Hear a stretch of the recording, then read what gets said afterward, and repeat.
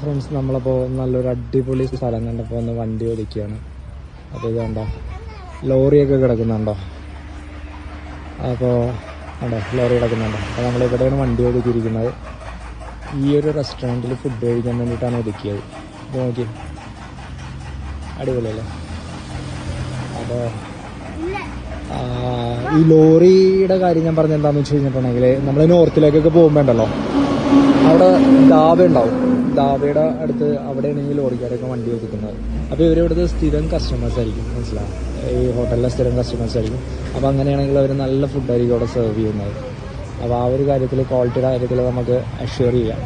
അതുകൊണ്ടിട്ടാണ് ഈ ഒരു സ്ഥലത്ത് ഞാൻ വണ്ടി ഒതുക്കിയത്. ബിക്കോസ് നോർത്തിലേക്കൊക്കെ പോകുമ്പോൾ നമ്മൾ മിക്ക ധാബയിലും, അതായത് ഇവർ കഴിക്കുന്ന ധാബയിൽ നിന്നാണ് ഞാൻ മിക്കപ്പോഴും ഫുഡ് എടുത്തിരുന്നത് വെച്ചാൽ. അപ്പോൾ എല്ലായിടത്തും തന്നെ നല്ല ഫുഡായിരിക്കും. ഭയങ്കര വലിയ മെനു ഒന്നും ഉണ്ടാവില്ല, 1, 2 അല്ലെങ്കിൽ 2, 3 ഐറ്റംസ് ഉണ്ടാവും.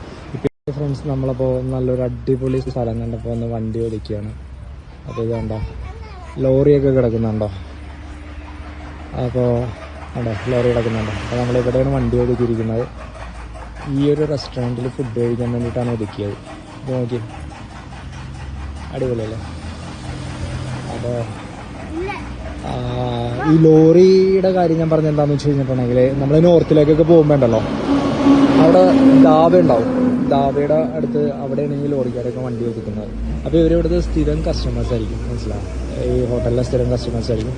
അപ്പോൾ അങ്ങനെയാണെങ്കിൽ അവർ നല്ല ഫുഡായിരിക്കും അവിടെ സെർവ് ചെയ്യുന്നത്.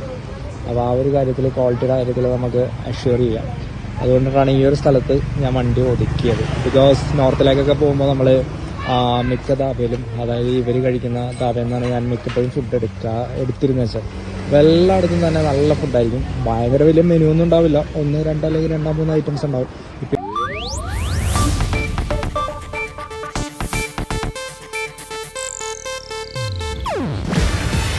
ಇದು ಏಷ್ಯಾನೆಟ್ ನ್ಯೂಸ್ ನೆಟ್ವರ್ಕ್ ಪ್ರಸ್ತುತಿ.